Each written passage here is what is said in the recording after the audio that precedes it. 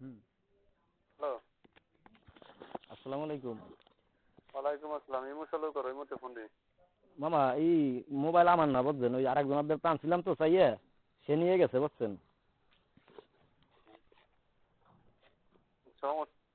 Phone যদি যে সমস্যাগুলো কি তোমাকে একটু কও দিই। সমস্যা কিছু না মামা, যত দোষ নন্দ ঘোষ।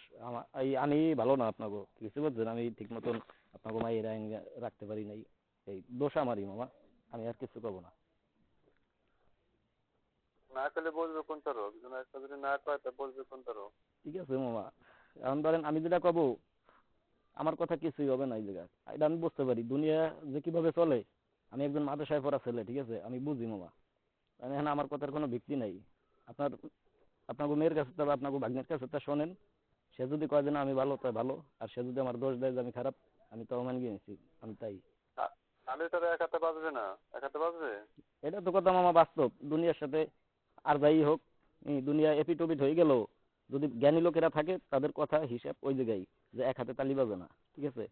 কারণ এইটা তো মামা, কারণ আমার এক হাতেই বাজছে মামা, আমি অপরাধী, ঠিক আছে। এটুক ধরে নিয়ে আমার আর কোনো প্রশ্ন করবেন না। প্রশ্ন না করলে তো আমরা আগ্রহ কোন তারো, যদি কোনো কোনো কথা তুমি মুখ না খোলো। এতদিন পর্যন্ত কিছু শুনি নেই, কিছু জানি না, আজকে হঠাৎ থেকে ফোন দিলে। হুম। ফোনে তো আমার কোনো সময় যোগাযোগ করে না, ফাতেমাল্লাহ কথা একদিনে দুদিনে কথা কইছে, আমি আমার ব্যস্ত লইয়ে থাকি। আমার যদি কেউ যে আমার বোনও যদি মিস কল দিলে এবার আমি ব্যাক করি।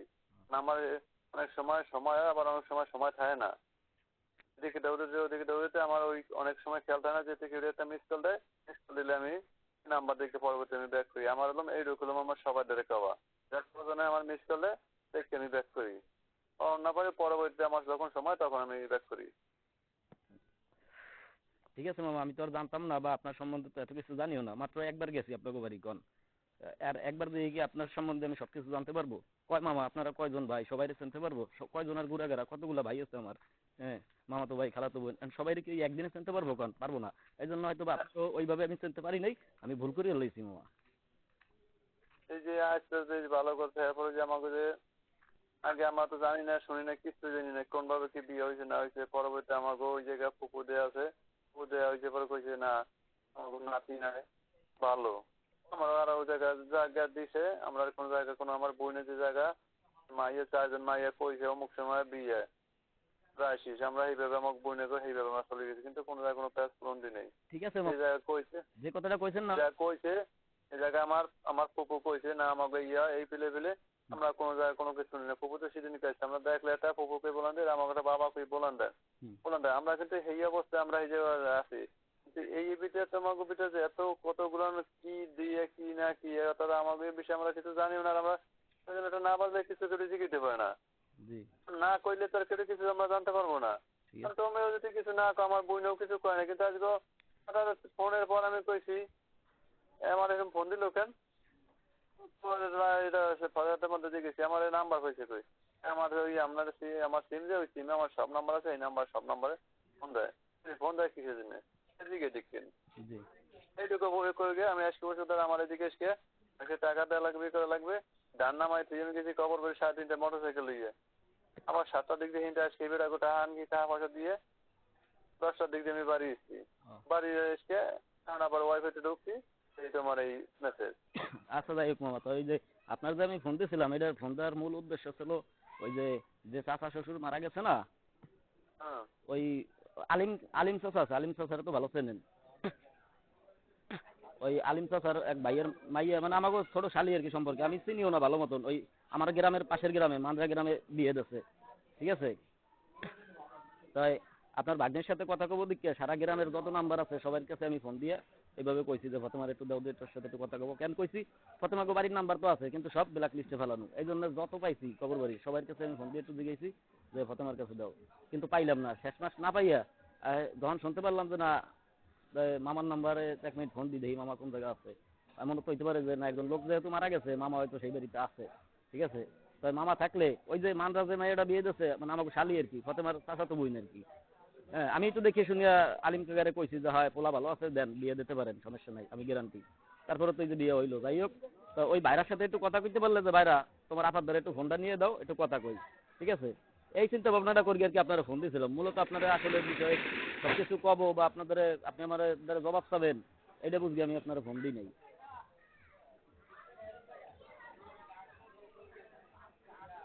তুমি আছো কোথায়? আমি আসলে ঢাকা। দেশের থেকে আবার ঢাকা গেল, দেশে আমি ভ্যান গাড়ি চালাও নিরিবিলি। ঠিক আছে মামা, আপনাকে বাড়িতে যখন বেড়াই আসলাম না, আপনারা কোরবানি দিলেন আনন্দপুর করগে টর্গে আসলাম আমরা বাড়িতে, ঠিক আছে। ওই তার ঠিক 1 মাস না 2 মাস পরে জানি আমার ভ্যানের নতুন ভ্যান কিনছি লোন উঠাইয়া, হ্যাঁ ওই ভ্যানের ব্যাটারি চলে গেছে। কারণ আমার আর কোনো কুল কিনারা নাই যে এদিকে তা একটা কিস্তি উঠাইয়া করবো বা 1,000 টাকা সুদে গিয়ে আমি একটা ব্যাটারি উঠাবো, এরকম কোনো কুল কিনারা ছিল না। তাই ভাবছিলাম যে ফাতেমা তাই তুমি একটু তোমাকে বাড়িতে থাকো। তো বৌদ্ধেরও কই নাই, আমি এত বড় বোকা, ঠিক আছে, আর কেউর কাছে কিছু না কইলো অন্তত বউর কাছে অন্তত মানুষের সব কথা কয়, কিন্তু আমি তাও কই নাই, আমি এত বড় বোকা না কইয়া কইছি বাড়ি যাই দেখি কি করা যায়।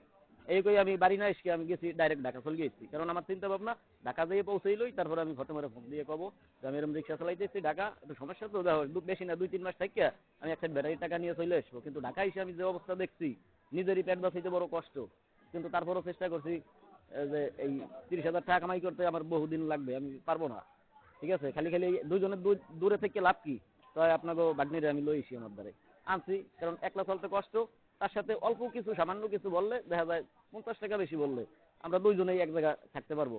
হয়তো সময় খারাপ, কিন্তু সময় তো ভালো হইতেও পারে কোনো একদিন, ঠিক আছে। এই চিন্তা ভাবনা করে আনছিলাম, কিন্তু তার ভিতরে এক জায়গা পাইলে দুটো থাকলে টাকটুক লাগে, ঝগড়ামাগড়া হয়। কিন্তু যে সময় আপনার ভাগ্নে আমাদের ছিল, হ্যাঁ এরকম বহুত ঝগড়া হয়েছে, মারছিও। কিন্তু আমি বুঝতে পারতেছি এখন যে ওরে যে একটু গাইলেছি মারছি, হ্যাঁ খালি এইটা মারি নাই, গাইলেছি, এতে আমি খুশি ছিলাম, ঠিক আছে, আমি ভালো ছিলাম। আমার পিছনে অনেক দুঃখ আছে, সেগুলো সব ভুল গিয়া ওর নিয়ে আমি খুব বেশ ভালোই ছিলাম। কিন্তু ও যখন চলে গেল আমাদের, আজকে প্রায় 27-28 দিন চলে, তখন আমি বুঝতে পারতেছি যে না, ওই যে ওর যে মারছি বা গাইলেছি ও কষ্ট পাইছে, কিন্তু আমি আনন্দ পাইছিলাম। কিন্তু আজকে ও মা বাপের কাছে যাইয়া আমার সারিয়ে দেবে, ডিভোর্স দেবে, হ্যাঁ অমুক করবে তমুক করবে, আজকে ও খুশি আছে, কিন্তু আমার আমার মন তো খুশি নেই, ঠিক আছে। এই জন্য তারপর ওই যে 1 মাস পর্যন্ত বহুত দুঃখ কষ্ট পাইছি, তারপর চিন্তা করলাম না একটু ফোন দিয়েই দেখি, নাহলে ভুল আমি করছি। কিন্তু আপনাকে ভাগ্নিরা যদি ম্যানেজ করতে পারি, সারা দুনিয়া একদিক আর আপনার বাপ আমার স্ত্রী একদিক, সে যদি একবার হয় কয় তাহলে কোনো দুনিয়া মানাই রাখতে পারবে না, তাহলে আমি আনতেই পারবো। আর যদি সে কয় যে না আমি আর যাবোই না, আপনার ডিভোর্স দেবো ভালো কি মন্দ, তাহলে আমার আর চেষ্টা করবে, একবার আমি ব্যর্থ। আমি সেই চেষ্টাটাই করছিলাম, কিন্তু সেই চেষ্টা হয়তো আমি ব্যর্থ হয়েছি। এই মামা, আর কিছু না, দোষ আমারই, আপনাকে ভাগ্নের কোনো দোষ নেই। দোষ গুণ বসলে বোঝা যায়, না বসলে তোর বোঝা যায় না, বোঝা যায় না, কারণ আপনি চাইলে এক এক মুহূর্তে এক একটা কথা হলে তো বিচার বিশ্লেষণ করা যাবে না, কিন্তু দুজনের মধ্যে সামনাসামনি চলে দেখা যায় জি অনেক সময় অনেক জিনিস ফয়সালা হয় না, তো ফয়সালা হয় না, মনে অনেক কষ্ট থাকে, অনেক কিছু সংসার গ্যাঞ্জাম থাকে না, এমন কোনো সংসার নাই। কত বড় কোটিপতি হইলে সংসারে গ্যাঞ্জাম থাকে। জি জি, তা তো থাকবেই অবশ্যই, কিন্তু তার ভিতর দিয়ে আমাকেও গরিব মানুষের একটু বেশিই থাকে অসুবিধা, ঠিক আছে। কিন্তু তারপরও যতই অসুবিধা থাকুক, দিন শেষে এক জায়গায় আজকে একসাথে এক মুঠ ভাত খাইলে, সে কাঁচামরিচ দিয়ে খাইলেও তাতে শান্তি আছে। মানে আমার মনের চলাফেরা গতিটা এরকমই, সবাইরে নিয়ে, খালি আমার স্ত্রীরে নিয়ে আমি একলা ভালো থাকবো তা বা মা বাপ ভাই বোন যা আছে সবাই নিয়ে আমি একসাথে থাকবো, ভালোবাসার সহিত থাকবো। কিন্তু কেউরেই আমি রাখতে পারি নাই, খালি আমার বউর যে চলে গেছে তা না। বউ আমি বিয়ে করার আগেই আমার ফ্যামিলিও আমার কাছ থেকে এরকম চলে গেছে দূরে, তা আমি তো শুরুতেই ব্যর্থ, ঠিক আছে। আরে এখন আর কি করব।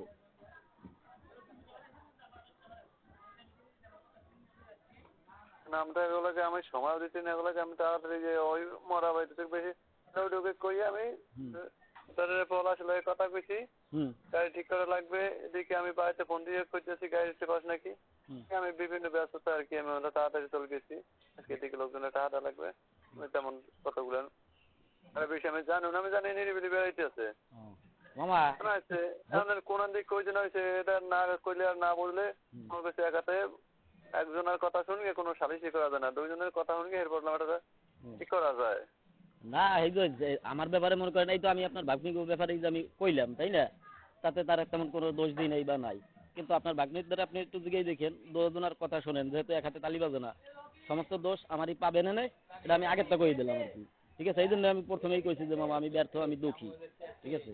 আবার যদি তারে আমি আপনাকে কেউরে না জানাইছি, এতদিন জানাই না কেন কেউরে, যে আপনাকে না জানাইয়া দেখি আমি যে বেলে অন্যায় করছি সেই বেলে আমার বউরে আমি বুঝাইয়া আবার ফেরত আনতে পারি কিনা আমার কাছে, আমি তো ভুল কইরেই বইছি, তা কেউরে জানাবো না দেখি আমার বউর সাথে আমি কথা কই আমি সেটেলমেন্ট করতে পারি কিনা।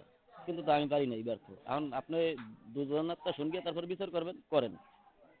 তা আমি এইটাই কি এই জায়গা দূরে থেকে তো সবকিছু হবে না। এই জায়গায় যেমন একটা ঘটনা ঘটছেই, তুমি আজকে এই যে বাপ না থাকে, তাছাড়া আছে, তারপর যে আলিম কইছে ওরা আছে, আমার বাইরে আছে, এগুলো তুমি একটা দরবারে দুই জায়গায় আজকে কথাটা কও, আমার দ্বারা কি করে না হলে এরপর পরবর্তী সাবজেক্ট হলাম আমরা, আমার তার আগে কোনো জায়গায় দিতে পারবো না। ঠিক আছে মামা, এরকম সমস্যা তো আগে বড় হয়েছে। আমার আমি এমন একজন ব্যক্তি, আপনি একটু মাথার মানে ভিতরটা চিন্তা করেন, এরকম সমস্যা সবাইরই হয়। আর এই সমস্যা দেখে কারা? হয়তো মা, নয়তো বাপ, নয়তো বড় ভাই থাকে, নয়তো গ্রামের গোষ্ঠীর বড় ভাই থাকে। কিন্তু আমি আজকে 4 বছর বিয়ে করছি, আমি এতটুকু জ্ঞান লইয়া চলছি যে যত বড় সমস্যাই হোক, সমস্যা হইতেই পারে আমাকে জীবনে, গরিব মানুষ আমাকে হবেই, কিন্তু সমস্যা সব নিজেই ট্যাকেল দিছি, কেউ জানতে দি নাই। গ্রামের মাতবার পর্যন্ত যেন না জানে আমার গ্রামের মাতবার কেডা, আমার গোষ্ঠীর চাচাতো ভাই ফারুক ভাই। ঠিক আছে, তা হ্যাঁও আমি করি নাই যে আমার সমস্যা করছি আমি একলা যে মিডিয়ে এসবো। কিন্তু এখন আর সেই পরিস্থিতিও নাই যে আমি বাড়ি গেলেই তো ওই যে কিস্তি এলারা ধরবে, ওই সুদের টাকা পায়। ওই আপনার বাগনিরে ডাক্তার দেখাইছিলাম 2 বার 3 বার, ওই বাচ্চা কাচ্চা হয় না এই জন্য 3 বার ডাক্তার দেখাইয়া ওইখানেই আমি ধরা খেয়ে গেছি। ঠিক আছে, টাকা পয়সা শোধাইতে পারি নাই। আর ওই যে লাস্টে এসে 50,000 টাকা লোন উঠে একটা নতুন ভ্যান কিনলাম, সেই ব্যাটারিটা মার খেলাম। তারপরে আমার ঢাকা আসা, আমার ঢাকাও আসা লাগবে না। এই দূরে থেকে কোনো জায়গায় কোনো কিছু করা যাবে, তুমি আজকে সাফার আছে বাইরে আছে, এগুলোকে গেলাম করে প্রতি ধারা প্রয়োজন করে মনে করে আমাগো, আমরা এই জায়গায় সারাতে পারছি। আর যদি তারা প্রয়োজন মনে না করে যদি তোমাকে মিডিয়ে দিতে আমার তো কোনো আপত্তি নেই। মামা, আরেকটা কথা আপনার কয় নাই, সেটা হলো কি, এতদিন আমি যাই করছি না করছি, হ্যাঁ, কিন্তু আজকে সকালবেলাটা আপনার ভাগ্নের সাথে আমার একবার কথা হয়েছে, যদিও আমি কইছিলাম যে ভাই দেখ তুই আমার কাছে আইসোস বা না আইসোস আমার কোনো আপত্তি নাই, সবকিছু তোর হাতে। এই কদিন তোরে ম্যানেজ করার জন্য অনেকবার আমি মাথা নিচু করছি, অনেক অপরাধ আমার আমি স্বীকার করে নিছি, তারপরও তুই আমার কাছে আয়। কিন্তু আইসে নাই, কিন্তু তারপরেও লাস্টবার আমি চেষ্টা করছি আমার মারে দিয়ে। আমি ঢাকায় আসার পরে যেমন আপনাদের সাথেও কথা বলি নাই, আমার আমার যে মা, সেও তো আমার বিয়ের পরে আমার ছেড়ে দিয়ে চলে গেছে আমার বড় ভাইয়ের কাছে। সেই আগে আমি আমার মারও ফোন দিই নাই, মাত্র একদিন ফোন দিয়েছিলাম মারে। তারপরে এই 1 বছরের ভিতরে মাত্র একদিন কথা কইছি। আর এই যে আজকে দেখাই হইয়া ফোন দিলাম, তাও আমার বউর জন্যে, যে মা তোমার বউ তো এরকম চলে গেছে। উনি কিন্তু স্টকের রোগী, এমন কোনো দিন নাই যে ওনার ঔষধ না হইলে চলে না। ঠিক আছে, আমি 1 টাকাও দিতে পারি না, কিন্তু আমার ছোট ভাই চালায়, সে আবার 30-40 হাজার টাকা বেতন পায়, যাও ওইটা কথা না। সেই মাও পর্যন্ত রাজি হয়েছে যে আমি যদি কথা কই আমার বিশ্বাস আমি বউ লই আসবো, ঠিক আছে, কেউ কোনো কথা কইতে পারবে না। এখন মাও তো অসুস্থ, সেও তো বাড়ি যাইতে পারে না, কিন্তু সেই মার সাথে একটু কথা কওয়াবো দেখিয়া, যে আমার মা কইলে সবাই শুনবে। আমার শাশুড়ির সাথেও কথা কইছে আমার মা, কিন্তু আমার মারে কোনো কথা কওয়ার কোনো চান্সই দেয় নাই।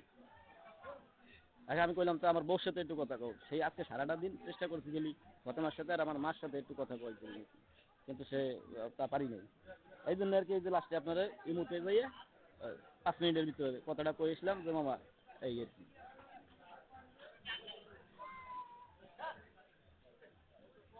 হ্যালো মামা। সময় সুযোগ করে আসা লাগবে না, আসলে দরবার ফয়সলা করলাম, দূরে 2 দিন থাকতে কোনো দরবার ফয়সলা করতে হবে না, ধারে আসলে দরবার যে কোনো দিকে ফয়সলা হবে। ঠিক আছে মামা, দূরে রাখতে কোনো দরবার ফয়সলা হবে না। আপনার কথা ঠিক আছে, এটা সমাজের কথা, যুক্তিযুক্ত কথা, কিন্তু এখন আমার যে পরিস্থিতি আমি তো বাড়ি আসতে পারবো না। কারণ তারাও এখানে বসে তাগুয়াতেই সবকিছু, তারা যদি মনে করে যে না দেবো তাহলে দেবে, আমি টাকা পাঠাই দেবো চলগে আসবে। আর যদি তারাও এখানে বসে মনে না করে, আমি তাইতে থাকি আর না থাকি, আমার বিশ্বাস যে আমি যাইতে পারবো না। এই জন্য আপনার আগের তাই কই দিই, তাতে যদি যদি না আসে তাহলে একটা যদি মুখ লাগালি হয় তখন এইভাবে করলে কেউ কোনোদিন মান কিনে না। ঠিক আছে। যখন তখন সামনাসামনি হইলে দুইজনে দুই কথা কয়ে দিলে ওই মনে যে অনেক কষ্ট থাকে, কষ্ট দূর হয়ে যায়, আবার সুন্দর করে ই করা যায়। কিন্তু এই যেভাবে কও এভাবে কোনোদিন কোনো জিনিস হয় না। আর হইলে ওইগুলো মানুষ হবে না, এগুলো আমার বাসা ফেনার মতন, এই যে বাইশকে যাবে আবার বাইশকে আসবে, এই যে কথায়। আর যদি সামনাসামনি হয় দুইজনের কথাগুলো অনেক সময় অনেক দুইজনের দুইটা কথা কই দিলে দেখা যায় মনের যে গলতটা কাটিয়ে জানে, এই গলত জীবনে পারবে না। আর এই খালি গ্যাঞ্জাম বাড়তেই থাকবে। তবে আমার এইটা দীর্ঘ বিশ্বাস ছিল যে এইবার যদি ফতেমা আসতো, ও যতটা কষ্ট আমার কাছ থেকে পাইছে যা কয় আর কি বাড়ি দিয়ে, তার চাইতে বেশি সুখ ও পাইতো। এটা আমার বিশ্বাস, আত্মবিশ্বাস ছিল। এখন হলো সুখ শান্তি তো উপরে আল্লাহর ইচ্ছে, নিজের কথাগুলো গর্বি নিতে হয়। আচ্ছা মামা রাখি তাইলে। পরে যে কথাগুলো আপনার পরে যে কথাগুলো ধরে হনো, পরে যে কথাগুলো গর্বি দেবে এমন না, নিজের কথাগুলো গর্বি লইতে হয় সুখ শান্তি। চেষ্টা তো করি মামা, এই সারাদিন এত কষ্ট করে কি জন্য যে একটু ভালো থাকবো, একটু ভালো খাবো, এই এই তো, তাছাড়া আর কি, সবাই মিলকে মিশিয়ে থাকবো। এখন সময় সুযোগ করে দেওয়া দিয়ে আসি এই পলাশ লাগে পরে লামিয়ার সুস্থ হোক এরপর পলাশ লাগে একটু কথাবার্তা কইয়া তুমি পলাশ লাগে কথা কই আগুই যাও পলাশ কেটে দেওয়া পলাশ রে আমার যদি মনে করে পলাশ আমাকে আমার দরকার স্মরণ করলে আমি তোমার বড় জন আছে যে কোনো একজনে দিয়ে ধরো ফয়সলা করতে পারবো কিন্তু আগে তুমি পলাশ লাগে কথাবার্তা কইয়া দিকে আগুই যাও সতেলে হে বড় ভাই বোনের কবিতা ওই বড় ও লোম আগে লোম দেখলাম ও দুঃখ অনেক সময় আমাকে লাগে না চাষাকে লাগে না ওই দরবার ফয়সলা করে দিতে পারে। আচ্ছা ঠিক আছে মামা, তো আমি কথা কব না, ওই যে বরিশালের তাইসুক আসার পরে আমি কথা কব না। আচ্ছা দেখছি। আচ্ছা মামা, ভালো থাকেন।